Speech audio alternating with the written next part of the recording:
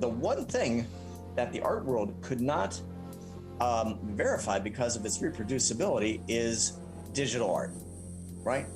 You could go and take something, you could basically go and, put it on the BitTorrent, and 9 million people could get a copy of it, and it's just as good as the original one. But the thing is that, the art market and also, other exclusive markets are based on scarcity, right? So in other words, it's like, I've got this thing that has value because, other people says it has value and they don't have it. In other words, it's like, this is something that I can sell again. And so that's where the art world kind of got really interested in NFTs. Patrick Lichty is a conceptual artist, curator, and theorist. He joins Jon and Scoop on the Plutopia podcast, talking about his art, cryptocurrency, and answers the question, what the hell is a non-fungible token? Welcome to the Plutopia News Network podcast. I'm John Lepkowski. I'm here with my partner, Scoop Sweeney. And our guest today is Patrick Lichty. Pat's a conceptual artist, a curator, and a theorist, exploring how media shape our perception of reality, as well as the borders between the digital and the material. And I don't know, we're a little detached from reality at the Plutopia News Network, so that might be interesting to discuss how we are being shaped. How are you doing? Yeah. And I'm good. And actually that bio, I probably need to shape that a little bit too, because I think with things being changed, it's like, it's kind of along the lines of being basically almost kind of a cultural producer, just sort of like doing art, curating, writing things along the lines, like Doug Rushkoff and that sort of thing about culture and some academic stuff. So in other words, basically just a general roundabout cultural gadfly, I think. Well, you could just say Patrick Lichty is an artist. You can purchase his art via NFT for $9 million. Well, I'm not. I'm not. You can, but it's not that expensive. You know what? If you want to pay $9 million for it, you sure can. So you won't object at all? No, not at all. I will. You know what? If you want to give me that much money, I will not turn it away. I was noticing. Who was it that sold one of the first pieces? Beeple, Mike Winkelmann. Yeah. That was $69 million. Yeah, but the funny thing is that wasn't a fluke though. I mean, because he'd been, that was, his first 5,000 everyday pieces, and some of them weren't so good. But I mean, it was evidence of an ongoing consistent practice, that got that fortunately for him, he wound up with a following within the CryptoPunks, So good for him. Before we go down the NFT rabbit hole, which I certainly hope we will go down. Sure. If you were going to write your own bio, what would it say? Oh my Lord, that's putting me way on the spot. Well, I did write that bio, but I mean now. If you were going to write another bio, I should say. I was going to write, yeah. In other words, maybe that I'm a culturally engaged human being who's involved in art writing, art curation, that's and technoculture. Yeah, relatively simple. Simple is good. Yeah. So my bio used to say I'm just an ordinary monkey. You know what? Or an extraordinary monkey. We're all extraordinary monkeys. It's true. Yeah. So what are you doing now? What is your most recent activity? Well, was the last time we talked was I in Abu Dhabi? Yeah, you were not back to the US yet. Okay, yeah. So we moved back to the US. I'm living in Minneapolis, and I'm in the mass communication program at Winona State University. So I mean that's my day job. And then let's see here. I'm kind of doing the public intellectual thing, talking on things like this, and I have a number of papers coming up. One, I'm kind of talking about, basically Twitch culture. In other words, sort of like that idea that being engaged in the digital sphere is like, you're constantly in that flow state before you get a chance to react, and so we're not really having enough time to really analyze or reflect on things. But culture is going to the point where we're being asked to be on just constantly, almost at a speed where we can't reflect too much. And then I did a big VR installation that was based on 3D scans of the Emirates, and I finished that. And that's at an art center online in the UAE called Nation 2.0 called .art, and it's called Confinement Spaces. And then I also did at the end of completing another project that merges artificial intelligence and my painting. I did 512 paintings, calligraphies. Japanese is my second language.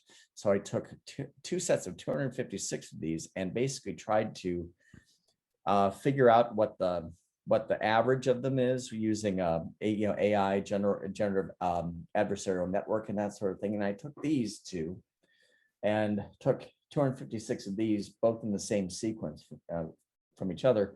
And then I cross-compared them using AI. And basically, there's a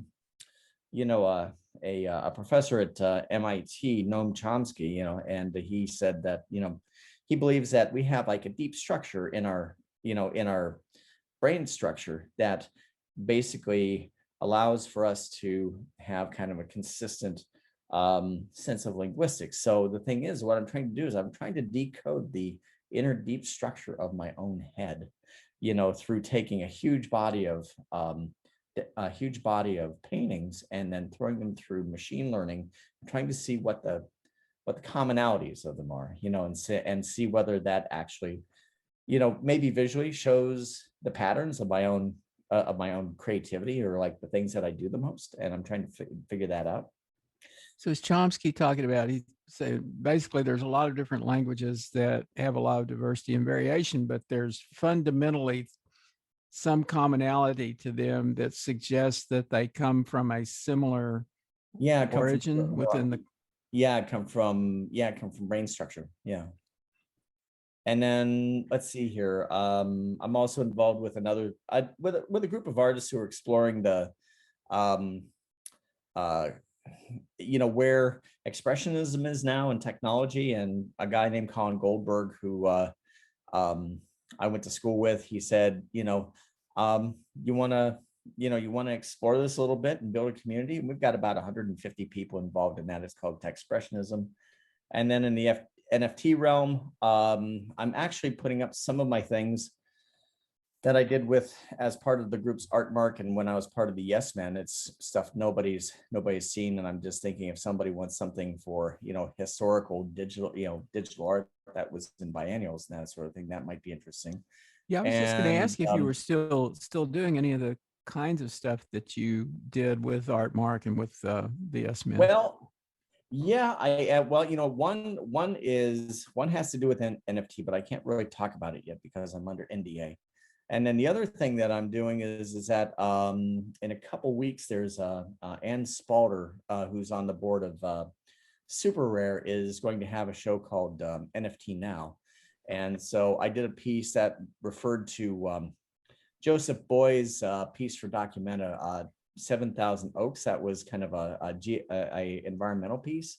So I have that, and I generated 7,000 Oaks using machine learning, and then animated that. And now I'm putting that on Hic Nunc, which is a much more carbon neutral NFT site that uses proof of stake versus proof of work for the Ethereum blockchain. And so the thing is that what I'm doing is that, basically just kind of looking at the notion of carbon generation with AI and NFTs and things like that, by making this and it's the 100th anniversary of the birth of Joseph Beuys. So what's going on here is that I'm kind of paying homage to Beuys, and then also using, his key idea to kind of go forward and, look at what we're doing with all this highly computational stuff. Well, For people the who are listening to benefit, us right now are probably thinking, NFT, what's that? Yeah, So right. it might be good to explain yourself there. It, What is an it's NFT, and what is it's also the difference between proof of state and proof of work? Yeah, there's a whole bunch of this stuff. Well, I mean, I think what we should probably do is just kind of burrow back a little bit. But let's see here. It was in Time Magazine. There's this thing called a non-fungible token, and it's has to do with this thing called the blockchain. And this has been going on for a while now, I think over a decade. And I want to thank some folks like Rhea Myers and Ruth Catlow and over at Furtherfield for kind of introducing me to this, because they have a book called Artists Reimagining the Blockchain, and I've been around that while they were writing it, and they're fantastic. They really nailed this before it hit big. But basically, the blockchain is just a huge distributed ledger, that has it's called a trustless network, and so it has all these records, and they can be assets of any type that are digital. And there are even some people like Vinay Gupta and his Materium coin that they're working on, that sort of thing, that will reference a material thing, but it's sort of like a ticket. So we talked to Vinay once before, and he was working on specifically with what was really very much like what I think an NFT is for tracking ownership of Stradivarius violins. That's exactly what this is. Yeah. So in other words, it's kind of like a certificate of authenticity for a physical object, and that's the Materium, a Materium thing. So I'm working with him on some things, and so but because really, it's unique, it's scarce too, right? Yeah. And the one thing about this is that it's this ledger that's on this distributed network. So it's got these this huge number of copies. And so the thing is, if one goes down, you've got 999 million other ones that are saying, well, forget that. But so the thing is it's a huge distributed network that's and that's duplicated this ledger. And the thing is that if so this creates a trustless network. In other words, basically, if there's any error in any error here or there, you've got 9 million other machines that says that's wrong. But the thing is that this can follow anything. 2015, Kevin McCoy did something that was basically doing provenance for pieces and I can't remember the name of it, but what I think is important about this is that this is kind of the backbone for everything, from like these NFTs to crypto to all these things. It's basically just this huge ledger that's sort of an index for digital assets. And so what happens is that Vinay actually was working on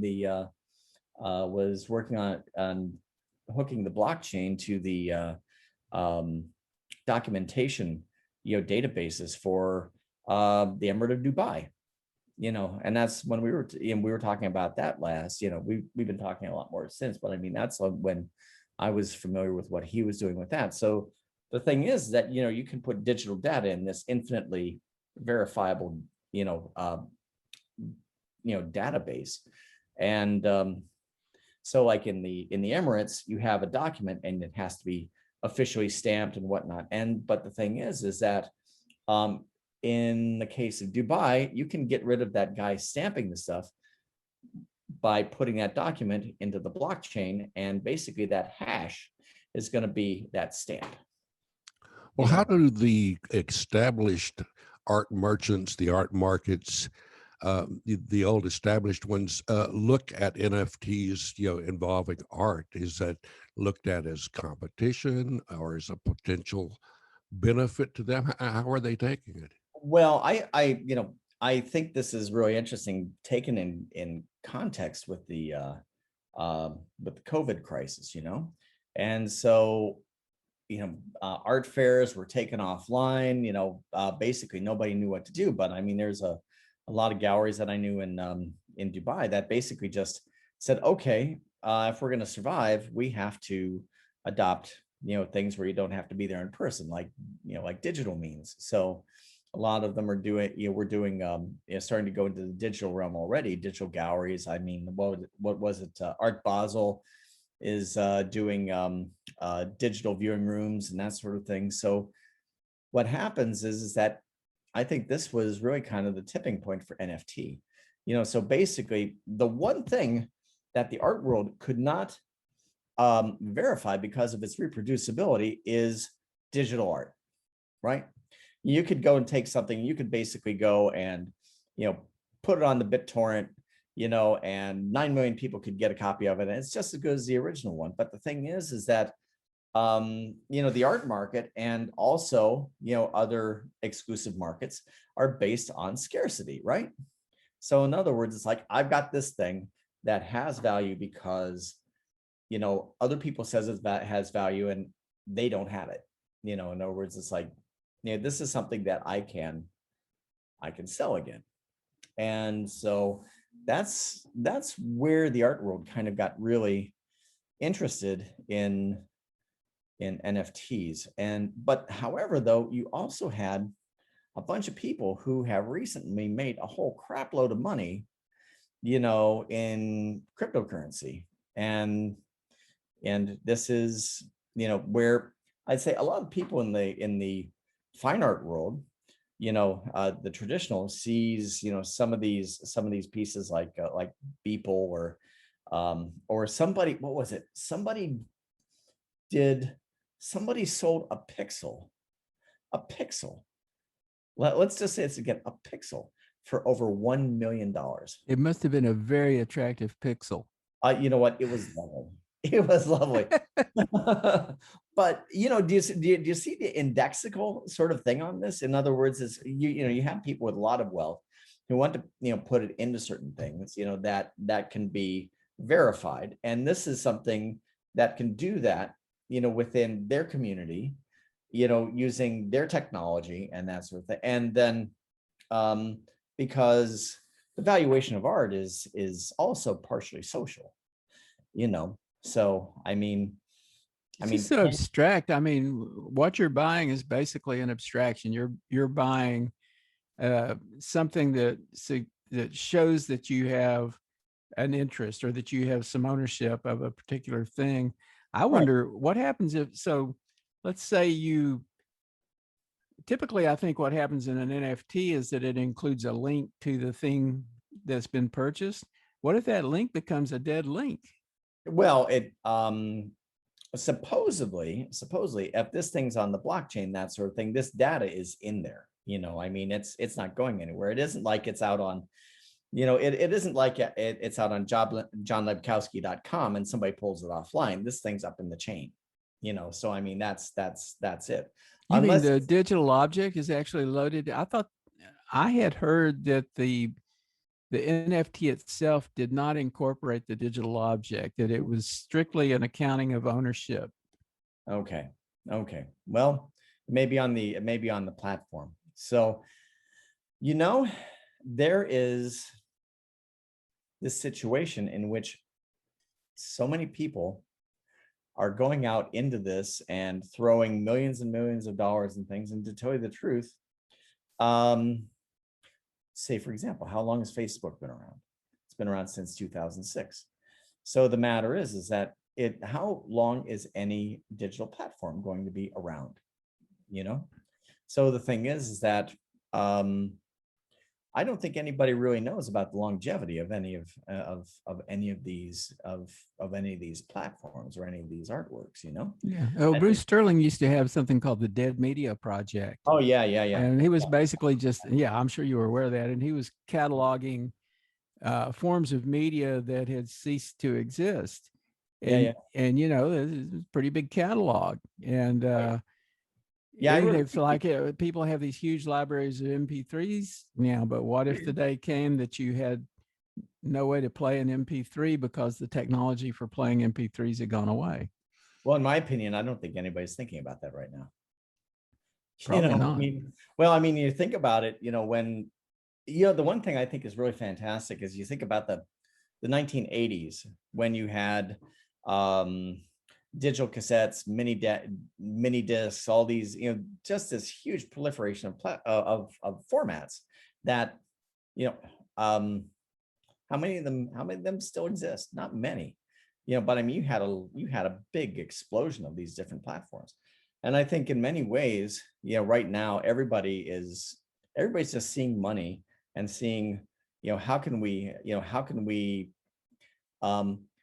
let's see here, how can we get somebody who made $500 million in the, Bitcoin rush and that sort of thing? How can we get them to give us $69 million? And so, basically the notion that, the blockchain somehow is, on, it's something that's accessible by, this huge distributed database. I think this is really the value proposition, in convincing people that this is going to be a steady thing. Well, there's also the energy problem, right? Well, the fact that yeah, this is technology that's energy intensive and that burns through a lot of energy and generates a lot of carbon dioxide. And let's put it this way: a lot of artists that I know that are doing NFTs, I've actually kind of called them up on it and said, so do you know this does? This might be chunking out a lot of CO2 into the air, and they're saying, yeah, and I said, well, how do you feel about that? I'm selling NFTs, and I think that a lot of artists feel that this is a bubble and it may not last, and that so in so doing, I think there's two camps in saying that the people who are kind of like accelerationists, are saying, well, you know what, one of two things: either I'm going to make my money and I'm going to be done with this and that's that, or the other thing is there are the technological determinists who are saying, well, something, we'll fix this, the solution is, it's bad now, but we'll fix it, and you know how that goes usually. When I think of the collections like this, I'm reminded of the Beanie Baby craze. People are paying huge amounts of money for a long time, and now thrift stores are full and can't sell a Beanie Baby. And I'm just wondering if this is going to be at some point the next Beanie Baby or Pet Rock. Yeah, well, those are the thrift stores as well. Well, my opinion on the Beanie Babies is the crypto kitties. Is that it's basically doing this combinatory game on the Ethereum blockchain, and actually for a while making these little simulated cats, and breeding them and basically linking them to a little bit of Ethereum cryptocurrency, and basically using the breeding of the cats, as with a couple blocks of Ethereum as a metaphor for mining, and then the thing is that if you get something that actually does something that's analogous to mining part of an Ethereum or something like that, then you have a more valuable cat. But the thing is that I think that something like CryptoKitties isn't necessarily like Beanie Babies, because of the fact that it's linked to kind of like a proof of work valuation on the Ethereum blockchain. So I mean, it's linked to that sort of thing. So there's actually some value in that, but also on the other hand is that cryptocurrency is also volatile. So you might be correct on that, because I remember in 2020, you know, Bitcoin went up to 17,000. And, I thought, oh, come on, that isn't going to do anything like that. And it's been bouncing around between, 45 and 60,000 now, so, the interesting thing that I find is that, a lot of this, like any market, is based on affective relationships, so in other words, it's a lot of this stuff is being held in the air by belief, that this is going to be the new thing. And people's wanting to keep themselves staked in it. And but the thing is, I think this NFT, this whole NFT scene is, in my opinion, kind of a sideshow for a bigger thing. In other words, what we're looking at is that we're looking at the, well, I think partially you've got the 1% that are looking at some way to take this vast amount of wealth and put it not just in art, basically putting it in some sort of symbolic tokenized, storage value, and throwing it up in hyperspace into the blockchain. And then on the other matter, this, what you're looking at is what I call a shift from like biopower to info power, in the fact that you're looking at these currencies that aren't linked to a fiat currency of any country, and it might be pegged to them and that sort of thing, but they're this is a distributed network of valuation of wealth, and that isn't necessarily completely linked to any one government's fiat currency. And that, I think, is to me, I think that is possibly the most interesting thing about that. In other words, you're kind of looking at a fundamental power structure within geopolitics, which is the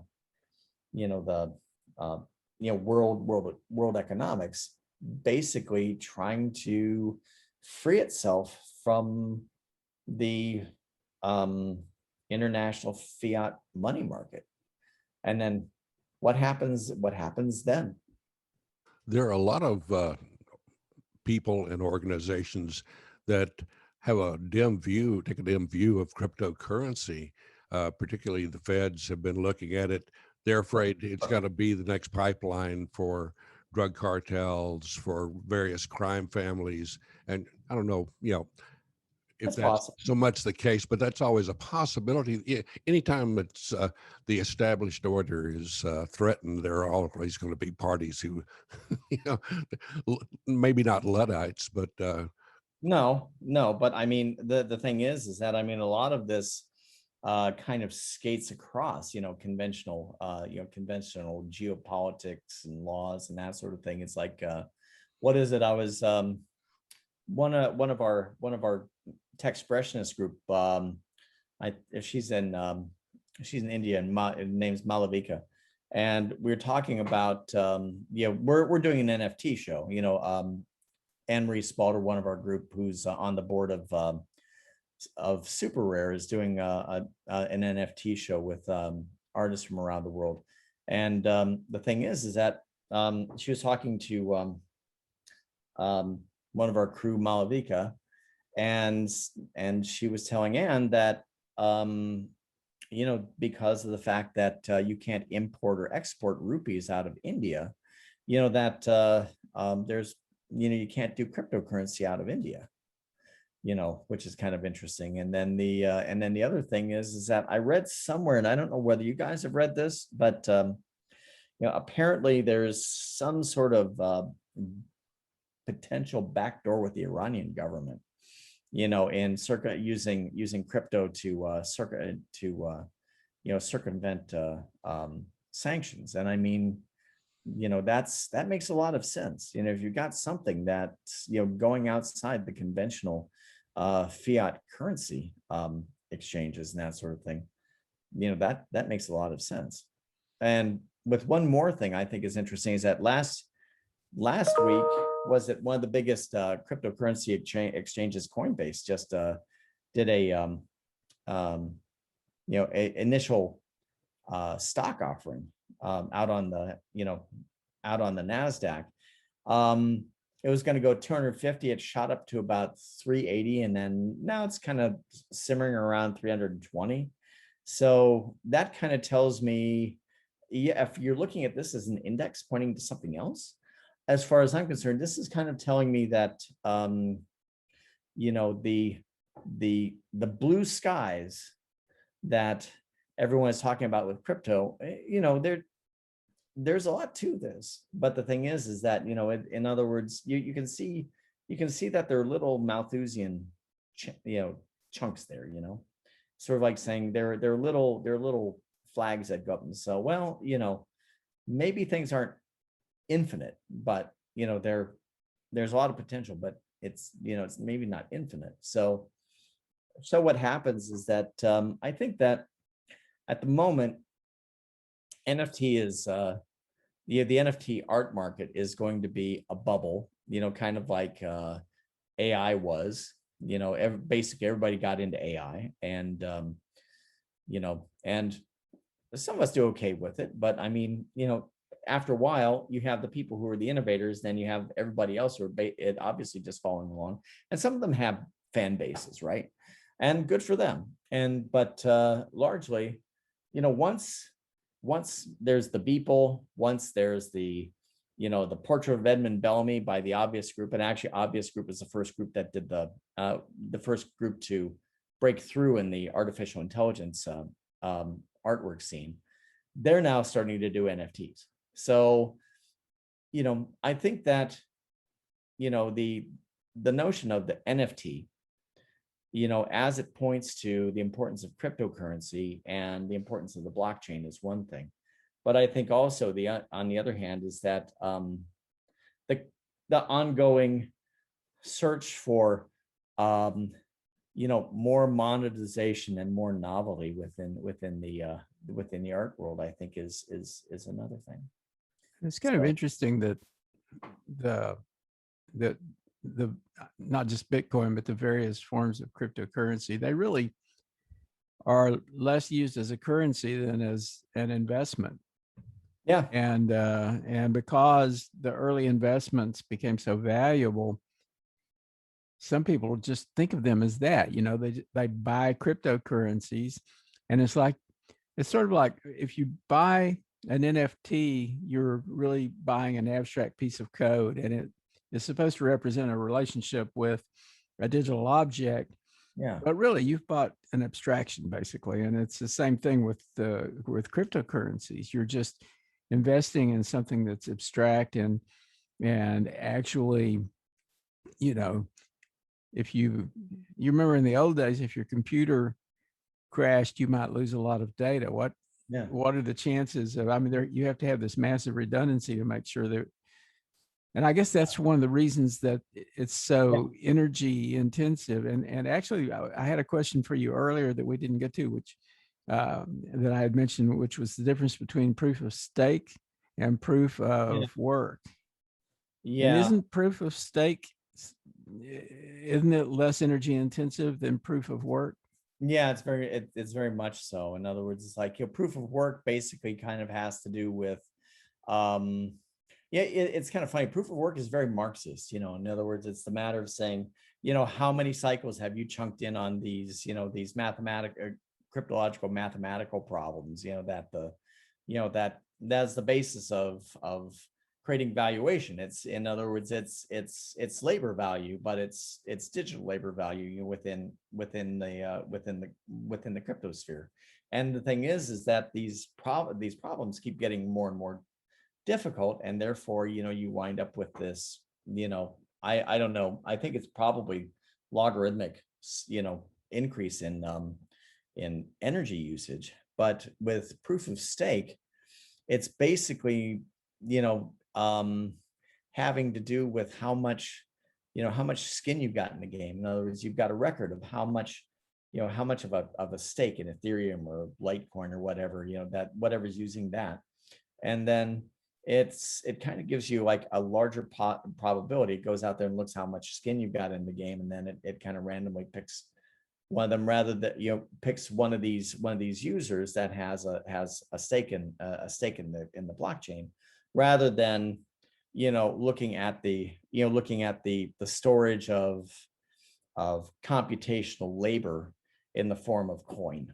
And I mean, this is the one thing where I think is a good place to think about how you get the valuation of coin. In other words, it's basically a translation of computational work into labor to value through the solving of these cryptological problems. And the things, if you solve one, then you're given a coin or something like that. But the thing is that if you're buying coin, then you're buying some of this labor value that's been stored within the blockchain.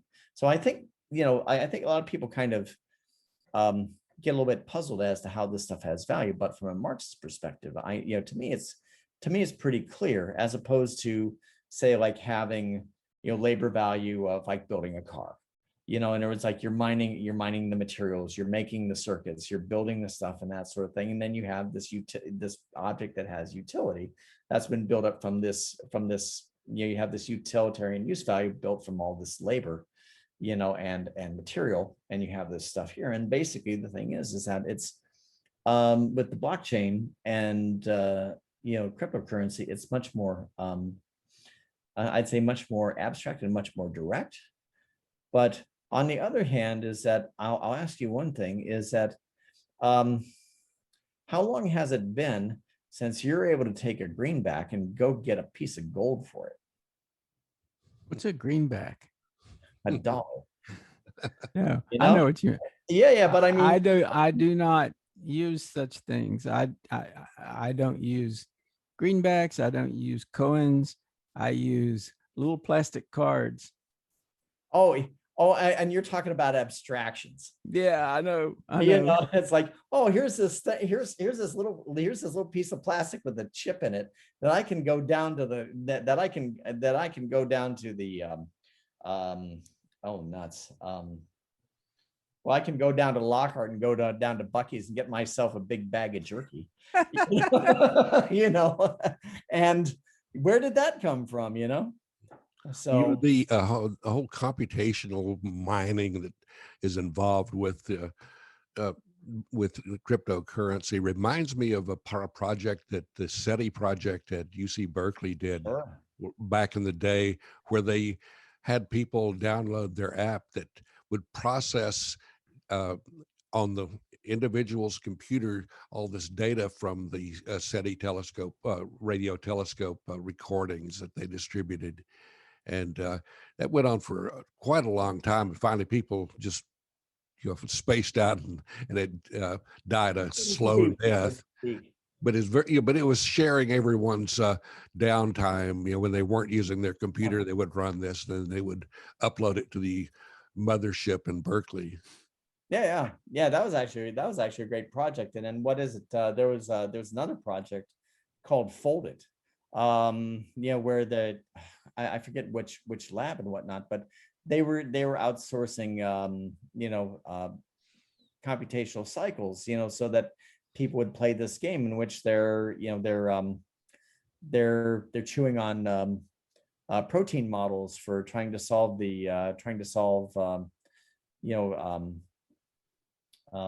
proteins to work on HIV. And actually, I think that they created solutions for that, orders of magnitude sooner than they would have normally through just the lab itself. So, and I think SETI at home also did a lot towards that too. So I mean, there's a lot of strength to that, and the strength of distribution. Yeah, it's a great concept. It's just the idea of using stuff that's just got to be sitting there burning electricity. Because a lot of people, myself included, just leave the computer going because I found it doesn't make the computer die sooner than it has to if you're constantly booting up and booting and then shutting off every day. I just leave it on. Yeah. and Yeah. and it's not doing anything. If it could be doing something that's a benefit to humanity, it's a great idea. Yeah. Yeah. Yeah. And actually, one thing I think is kind of interesting to think about is that that's what people used to do, in mining Bitcoins and that sort of thing. And it was like, trying to set up their computers. But the whole thing is that the mathematical models have gotten so complex. You either one of two things. You either have to have a dedicated computational brick, which they make these things and they're just primarily for mining, and or you have to have a machine with a big honking NVIDIA GPU on it. But I think one thing that's really kind of gets me on this is that actually in Iran right now, there are big Chinese Bitcoin farms right now that are basically hooked into the basically buying, that are set up in Iran, and they're they're buying Iranian power, out of the a lot of it out of the Tehran network, and they're baking biscuits, they're making coins, and the thing is that if you think about that in regards to how we think about commerce and geopolitics and that sort of thing, this is kind of a mind blower, actually. So it gives me a lot to think about. So what do you guys think of all this? I don't know. I recall when Bitcoin first appeared, Tom Brown and I both talked about it, and we were like being hesitant. We didn't really buy into it. Yeah, you and me both. And I have these bruises from kicking myself. Uh-huh. I missed my chance to become a Bitcoin millionaire. But that level of abstraction of that particular form of currency has always been a little troubling to me. Mm-hmm. And I continue to be concerned that even though the value comes and goes, right? At one time, it looked like it had really been a bubble, but then it started getting value again. Yeah. It just, I mean, if you're a good Buddhist, you believe in the reality that's there, in front of you, and you don't lose yourself in concepts, within your head. Yeah. You avoid that sort of thing. And to me, this looks a lot like Maya, doesn't it? Yeah, it's just a lot of conceptual stuff that the fact that it is so completely untethered from physical reality gives me some level of concern about it. On the other hand, it's definitely got substance in the sense that so many people are invested in it. I mean, I've been in blockchain, not so much just cryptocurrency, but blockchain discussions, right? Where they've talked about doing a number of things. And for instance, the idea was that it might be a better way to manage a real estate title. Yeah, well, this is Dubai, I mean, this, governmental documents, like real estate titles. Sure, exactly. But somebody who's in real estate will say, well, the system we've got now works, so why would we want to replace it with something like the blockchain? And there are arguments you can make, basically the whole sort of trust-free thing. You don't have to trust, you don't have to have so much documentation and so many signatures and so much concern over whether you can trust this or not. Title searches would be much simpler, because the chain would be well represented within the blockchain record, as I understand it. Yeah. But on the other hand, all that stuff's being handled right now, and the people who do that kind of stuff don't want to change. No. So it hasn't really got any traction in the US anyway. I don't know of any title companies that are using blockchain to track ownership of real estate. No, but I'll say with all due respect, as somebody who, lived outside of the U.S. and that sort of thing for the last 5 years until recently, is the matter that the United States is not firmly in the front of the technological world at this point. I mean, it's like, say, for example, I used to live, 5 miles away from the world's first university completely dedicated to the study of artificial intelligence in Abu Dhabi. So I mean, and then you have what the Saudis wanting to chunk down half $1 trillion to build the neon city of the future down, down near the Sinai and all that sort of thing. Well, So you've heard the term leapfrog nation, right? yeah, The totally. idea of leapfrogging. So, what one of the problems in the U.S. is that we're so completely entrenched in existing ways of doing things, existing Yeah, technologies, that the adoption of the cutting edge stuff really it has a cost, because you could wipe out some part of the economic sector by switching technologies. of course. If you start using blockchains for titles, all the title companies are sort of like evaporating around you, It's really disruptive, isn't it? It's, new technologies are, have always been, really potentially disruptive. And when you wind up with a large, large established economic base, that's based behind certain protocols and that sort of thing, of course they don't, they don't like it when you say, hey, we're going to do this. It's going to create this, this whole other kind of interesting thing. But guess what? You know, you 50 million of you have just been made obsolete. People don't like that, of course. We were always envious of nations like Korea, for instance, coming online. And it was less of a challenge for them to give everybody extremely high band, like gigabit Yeah. bandwidth Yeah. throughout the nation. And in the US, there were all kinds of barriers to doing that. And to this day, we still have people in the US who don't have decent connectivity to the internet. Yeah. And we who live in urban centers are kind of spoiled in the sense that we have usually a pretty decent connection, right? I mean, I don't have gigabit, but I've got high bandwidth connection. I have broadband. Yeah. Sure. Yeah. So, yeah. And, yeah.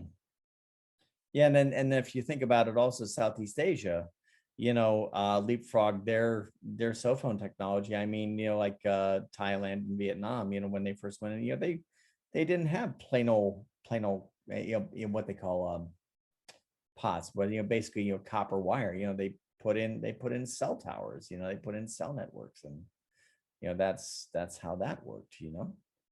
So I think what might be kind of an interesting thing is to see how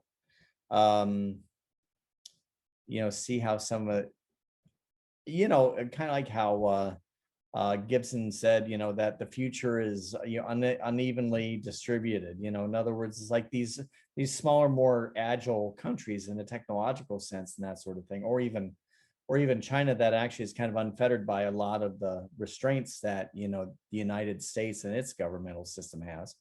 I think it's kind of interesting to see whether you're going to have these people with less of a governor on the gas pedal, seeing what's going to happen with them. And I think that some ways, if Biden maybe even took a step further with the current infrastructure bill, I mean, really thinking about what I call a technological infrastructure, even he's starting to think about broadband and all that sort of thing, which is great. But I think what if he's talking about even such things as having like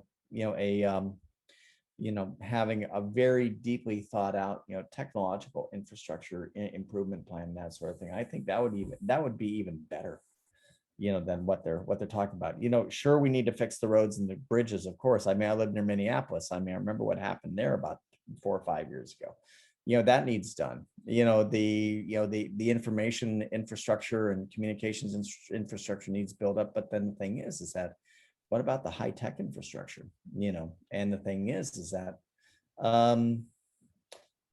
I think that we can say in this day and in that at this point in time that the private sector is basically just concerned with making money. And the thing is that the private sector doesn't always make money, but it creates value.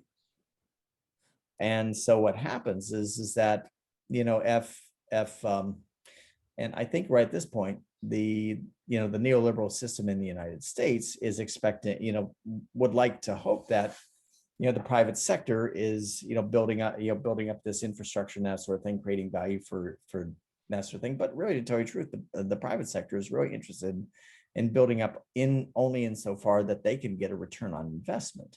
And the thing is that, if you're really doing deep investment, in your core, in the entire structure of your society and your economy and all that sort of thing,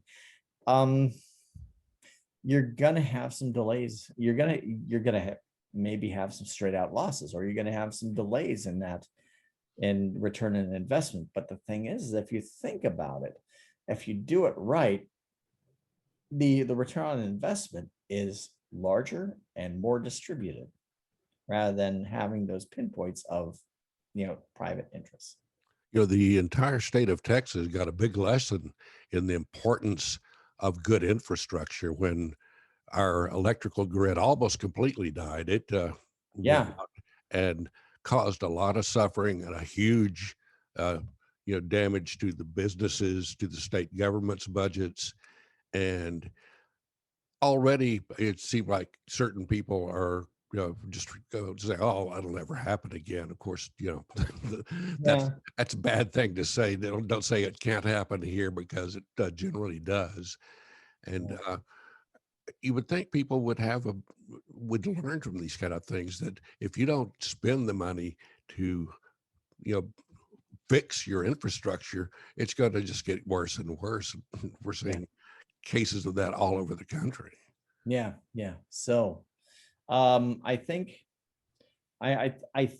what might be an interesting thing is, going back to crypto and the blockchain and all these things. I think it's interesting that you have people like Musk and that sort of thing, putting a lot of investment into these areas, and in which they might, there's some question as to how much value they're actually going to extract from that, that sort of thing. But I think what they're looking at a larger picture.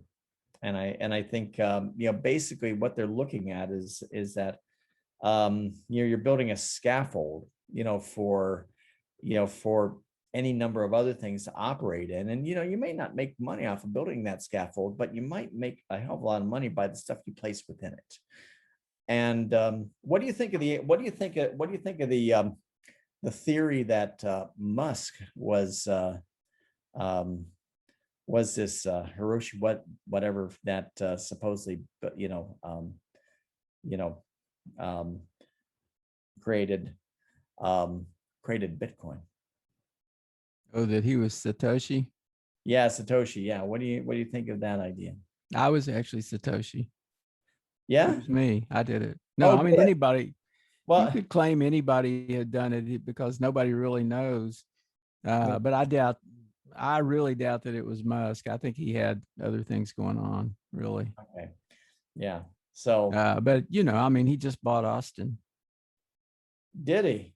No. Well, he's moved to Austin. He moved to test with Austin, right? Yeah, he moved to Austin, and they're building out SpaceX in South Texas. Okay. So Elon Musk is, if the way that you measure the health of a state is strictly through the economic potential, then he's made Texas a bit healthier, economically healthier. Yeah, and he threw a lot of his heft behind Bitcoin. Yeah, exactly. So well, let's put it this way: Texas has recently become a heavily crypto state. Then I might go to Mars with Elon Musk. Hey, I'm thinking about that. We just start a whole new thing up on Mars. Yeah, let's, you know what, forget putting that Tesla up in there. Let's get ourselves in a big old cybernetic hippie van and get up in the nose of one of those things. And let's just go. Yeah, Elon, has plans for Texas, I think, and you know, some people I know in political circles are thrilled that a lot more big companies are moving here and they're bringing their more progressive staffs with them, Yep. and it's causing a lot of angst in the Republican Party here in Texas. They were always talking about don't turn Texas into California, and Yeah. Too those late for those that. are fighting words for those guys. Yeah, But I mean, Texas is really, uh, we're gaining a lot of population from California and from other parts of the country. And Elon Musk, sounded the call. He said, come on, people, move to Austin. We're going to have jobs for you, or move to Texas, rather. Move to Texas. yeah, Yeah. And then, you he know was what? saying 20,000 jobs, and that may be more than that because he's supposedly putting a SpaceX factory right next to his Tesla factory that he's building right now, just in my neighborhood. So Huh. that's right. We're just east of Austin in the country, and Where you at? in Bastrop County, out in the. Oh, you're in Bastrop. Okay. Yeah. But right between Bastrop and Travis County is the tollway, which he built right next to. It was a very smart idea because that's where all the trucks get around Austin instead of having to go down I-35. So he sited his Tesla plant in the perfect spot, and apparently owns a lot of acreage next to it to where he can bring SpaceX in after he's gotten the Tesla plant up. So It won't be long before they'll be selling commercial flights to space relatively affordably. And, Scoop and I we can like sell off some of our Plutopia holdings, some of our vast Plutopia holdings, and buy a ticket. yeah, we're going to use Plutopia coin. That's our mythical currency. Fantastic. Fantastic. We, Well, you know what, to tell you the truth, all you need to do is you just get picked up by Coinbase, and you'll spike and you're good. well, actually, I hadn't thought about that, but we certainly should be developing our own currency. I Yeah, feel you I feel a business meeting coming on, John. I'll we hide my can checkbook. sell NFTs for all of our videos too, all of our podcasts. Woo. Hey, you know what? There's something that's really interesting is that there's a artist friend of mine out of, and who's also in the NFT thing, guy named Michel Boras, named Sustain, who does really crazy post internet stuff. And what he did, he just showed me this. There's a social media network that's basically tied to the blockchain called not Twitch, but Twetch. Twetch. Yeah. So I just went in there, and so basically every time you do a post or a tweet or something, it's a micropayment. That's TWATCH. TWETCH. Okay, good, because that was almost a dirty word in the UK. Yeah, we're not going there. Yeah. So anyway, but I got on here and I just said, I don't know about the utility of this thing, but I'm just saying, something that to me, this seems like something that somebody could definitely, sell as a future forward sort of thing. In other words, basically,